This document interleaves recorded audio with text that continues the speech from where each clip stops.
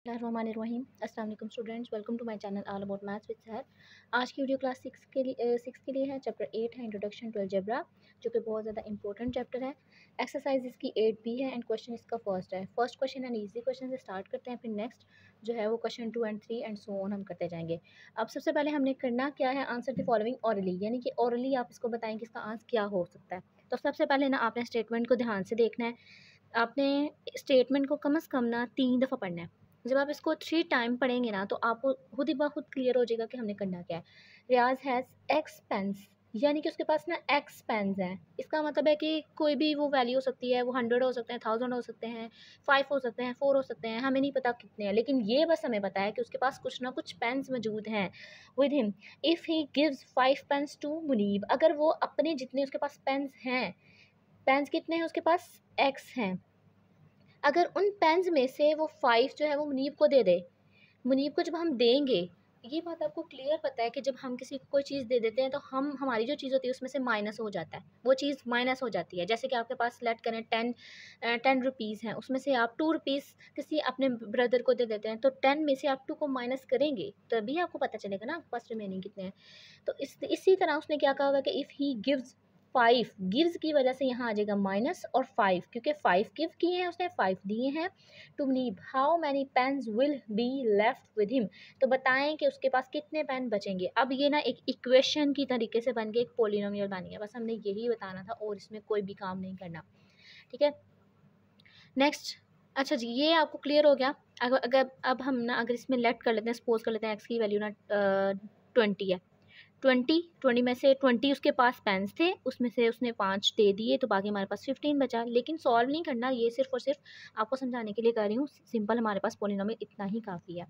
Next second देखें, बहुत ज़्यादा इजी है। Saba gives 2p apples to Reema, Saba ने रीमा को कितने एप्पल्स दिए, 2p। Reema had originally Q apples with her, Reema को सबा ने दिए 2p और पहले से ही रीमा के पास थे क्यू एप्पल्स। अभी ना यहाँ पे सिंपल अल्फ़ाबेटिकली बात हो रही है, कोई नंबर्स नहीं बताए हुए। आपने इसी को समझते हुए इक्वेशंस बनानी है, यानी कि पॉलिनोमियल बनाना है अलजेब्रा की फॉर्म में, ठीक है। तो रीमा के पास पहले से ही क्या था, क्यू, ठीक है। और सबा के पास जो है, सबा ने जितने उसके पास एप्पल्स थे 2p वो रीमा को दे दिए।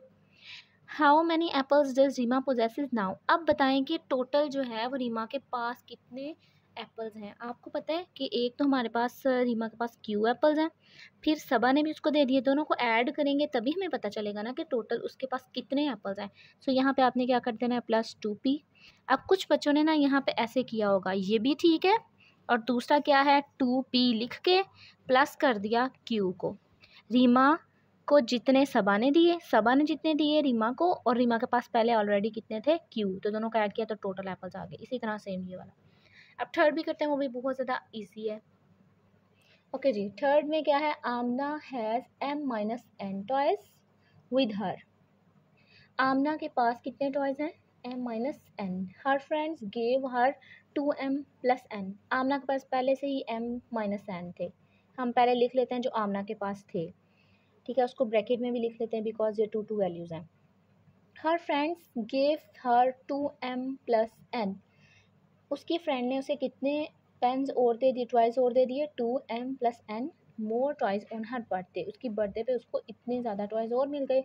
How many toys does she possesses now, अब बताएं आमना के पास टोटल कितने टॉयज़ हैं। अब जैसे हमने सेकंड वाले में किया है ना, कि पहले से उसके पास क्यू था और फिर उसको सबा ने भी दे दिए, तो वो 2p बन के दोनों को ऐड कर दिए। इसी तरह सेम जो चीज़ है, सबसे पहले आमना के पास m-n थे, वो हमने यहाँ लिख लिए, और उसकी फ्रेंड ने उसको बर्थडे पे भी दे दिए 2m + n, ठीक है। और यहाँ पे देखें मोर लिखा हुआ है ना, तो मोर की वजह से हम यहाँ पे लिखेंगे प्लस।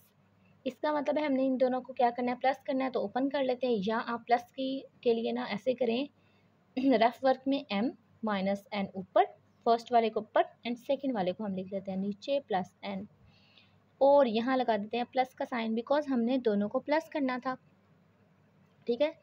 ये वाला काम भी आप कर सकते हैं, और जो डायरेक्ट दूसरा बताऊँगी ना वो भी आप कर सकते हैं, दोनों ईजी हैं।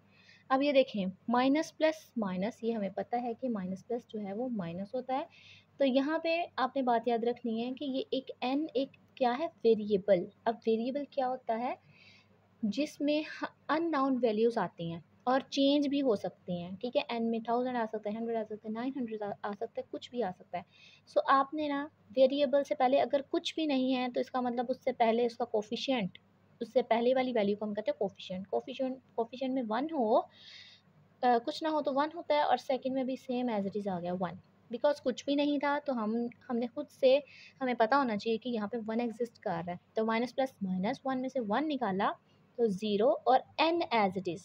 अब ये 0n है, या तो आप इसको ना डायरेक्टली कट कर दें, वो भी आसान है तरीका। 0n आ गया। अब यहाँ पे कुछ नहीं है तो प्लस एग्जिस्ट करता है, और फिर से कोफिशिएंट की बात की जाए तो m के साथ कोई कोफिशिएंट नहीं, लेकिन हमें पता है यहाँ पे 1 एग्जिस्ट करता है। प्लस प्लस प्लस 1 में 2 ऐड किया 3 और m एज इट इज़। और यहाँ पे आप प्लस लगाना चाहें ठीक है, नहीं तो आप उसके बाद इसको 3m भी लिख सकते हैं। तो इसका आंसर आप यहाँ डायरेक्टली 3m लिख लें, इसका आंसर आ गया 3m। अब सेकंड जो है वो मैं आपको बताती हूँ, जैसे मैंने आपको बोला है कि ब्रैकेट ओपन करके कर लेते हैं, वो ज़्यादा आसान है।